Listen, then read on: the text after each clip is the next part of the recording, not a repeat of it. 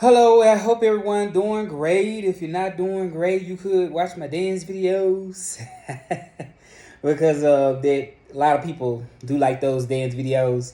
But I just want to take some time to talk about the Spanish that I speak because most of the videos I be doing in Spanish, and the reason why I was doing those videos in Spanish at first for so long was more so because that's what it took for me to really learn. It took me to really put aside English as much as I could to focus 100% or 120% on Spanish. I mean, Spanish is a very common language, but being very common don't mean it's just very easy to really learn. I think the basics are pretty easy, but I mean, it's a whole different language. So for me, it was definitely a challenge throughout the years when I first started. So my first journey to really learn Spanish, to really give it my all, was in 2010, which was about now 13 years ago, a little over 13 years ago. But I had some experience with Spanish before, like in high school. I always knew that I had a passion for Spanish. It was between like Spanish and French. And I just always liked the Spanish because Spanish just was like a beautiful language, and just me being able to just the pronunciation of it. I love the pronunciation of it. So it's always been something that I've been loving for a very long time. But I just want to talk about, was it easy for me? Was it difficult for me to learn? Um, it's a long journey. I would say it's a never ending journey because you're gonna always learn something new. And in my case, it was like it kind of took off a little. Like, I feel like I just always had a natural talent for it. So it was like, and then because I had a base of the Spanish language in high school, I felt like it was somewhat like just kind of somewhat easy.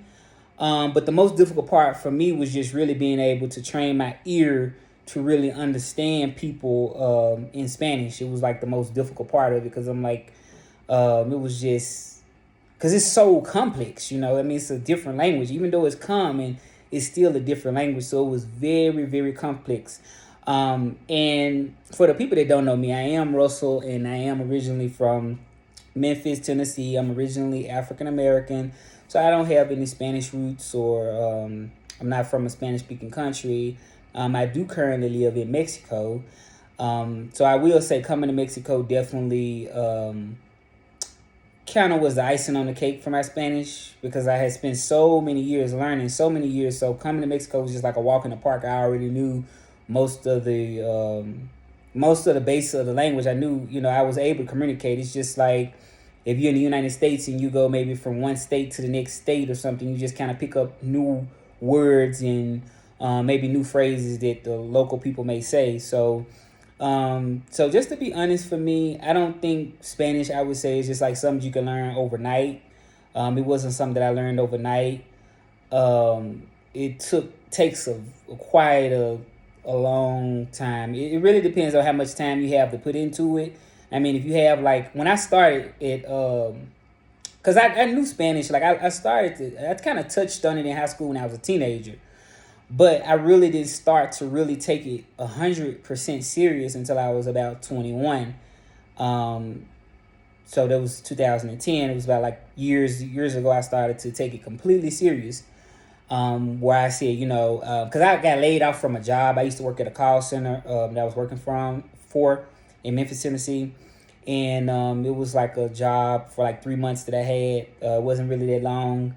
And at the time, I was staying at home with my aunt on my well with her, so she would go to work, and then I wasn't working, so I was like at home alone. Everyone left, I was at home alone, so I decided to just start to learn on my own Spanish. I said, I'm not working, so I'm gonna just use my time to just 100% dedicate myself to learn Spanish at home. So this is the only thing I did. So when I was unemployed, I was receiving unemployment. I didn't have a job. So I just said, I'm gonna make it my job to make sure I learn Spanish because when I worked in the call center, people used to call me, and I got calls in Spanish, and I couldn't really fully understand what was being said. So I used to like call the interpreter line, And that's the way that I was able to communicate with the people. And I used to go home and like write down things like to try to remember what to say or try, but it was just like it moves so fast that it's so hard. Was so hard for me to just really keep up or to understand what people were saying. I kind of, it was very difficult, I would say, at the beginning. And then because at that time, the resources were somewhat limited. Like, back then, I don't remember like me being able to just look up things on my phone, or, it wasn't quite that complex or that advanced technology to the point where I was able to really do that smoothly and, take advantage of the resources we have now. So I would say that it was definitely like challenging, definitely in the beginning. But what motivated me was when I lost that job, when I hated that I lost it. But, I think when one door closed, another door opened. And at that time, it was 2010, in January to be exact. It was January when I first really decided to take it serious. And I have not stopped since then. I've always kept Spanish in my life in some type of way. So in 2010, I did some Rosetta Stone. I used that. And I also used to use a site. I actually found a way to get Rosetta Stone free back then. Some type of way I did it. And then I used to use a website called Live Mocha. So it was a way that I kind of sort of was able to connect with people that wanted to learn English, and we were able to pretty much talk in both languages. So that's what I learned. Then I also changed my phone to Spanish at that time so I could really learn. So just basically what I did was just try to just include Spanish in every element, in every aspect of my life. But like I said, it takes, to me, in my own opinion, just for me speaking, and I can't speak for anyone else, it takes years to really learn. Like, it really takes years. And I can see why, because now I'm an interpreter, and I work over the phone now taking calls in Spanish and English. And I do love the profession a lot. I think it's great. However, I do feel like sometimes it's sort of kind of undervalued in a way, just because because with Spanish interpreters, it's so easy to find. Spanish interpreters, I feel like the companies don't really value or the voice of the interpreters. Like, I feel like interpreters kind of are underpaid, just because it's not really an easy job to do. It's really not. It really takes a lot of skill to really be a great interpreter. But some companies are good companies, but I have seen a lot of them just really hire people just because they just want to feel, I guess, the call cues, So not every interpreter is even trained to really do an excellent job. Not every interpreter, some. So it just depends on the skill set of the interpreters. I am a great interpreter. I have been working for one company for 4 years. Haven't got a raise yet. I mean, I would love to have one, but I just want to get myself out there. Really, what I want to do. So I do dance. I do speak Spanish. So I just think getting yourself out there, individually, if you're an interpreter is your career, I think that getting yourself out there individually is a great way to network and to connect. But I still love my profession regardless of the pay. I still love it, but I definitely think having more pay is never hurt anybody. But I just really want to focus more on the Spanish part, so just how I really learned Spanish. So that was how, just me watching TV all the time in Spanish, me connecting with people online in Spanish, just doing everything that I could in Spanish. And then I even got a job where I worked in a Spanish clinic. It was mainly Spanish people coming in the clinic, and I wanted to speak Spanish all the time, all that I could.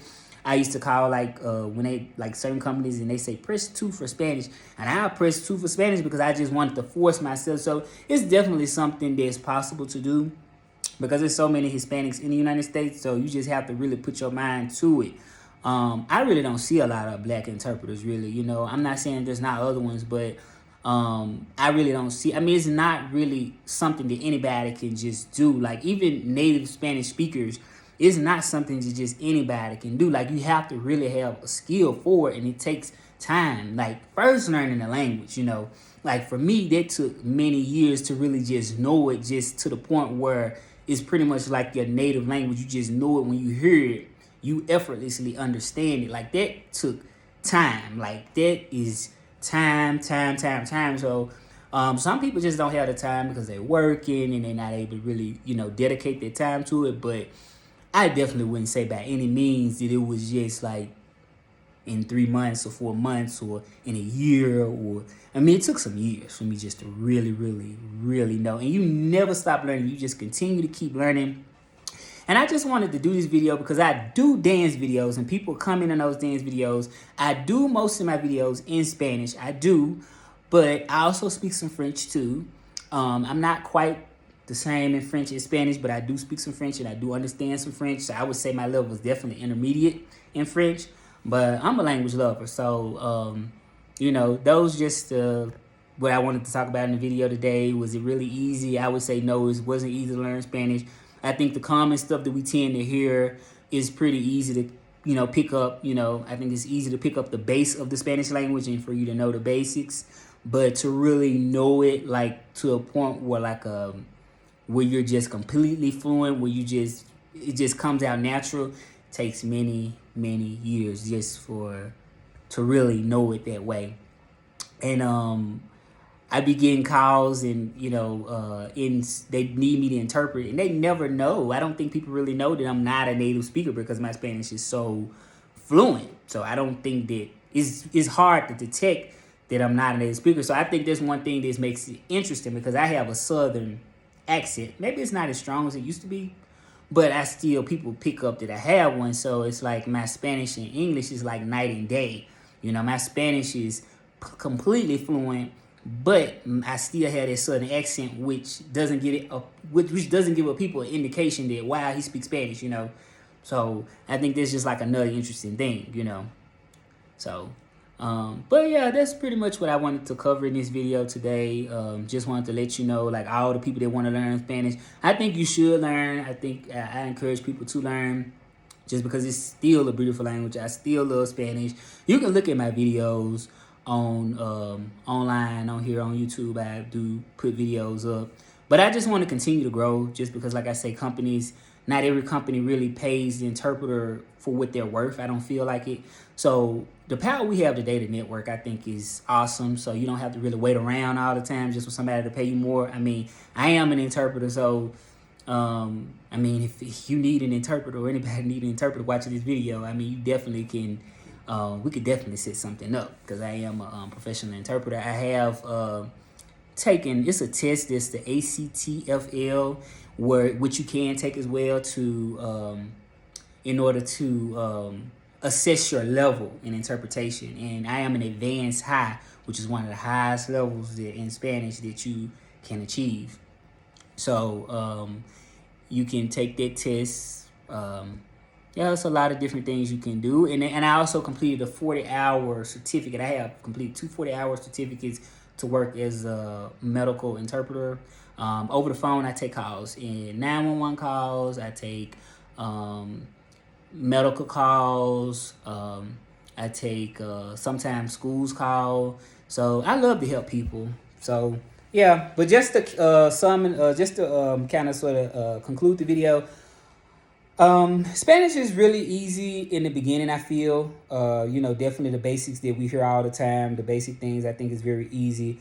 But I think it requires a lot of time and a lot of effort to really get to a level where you just really know the language like very well.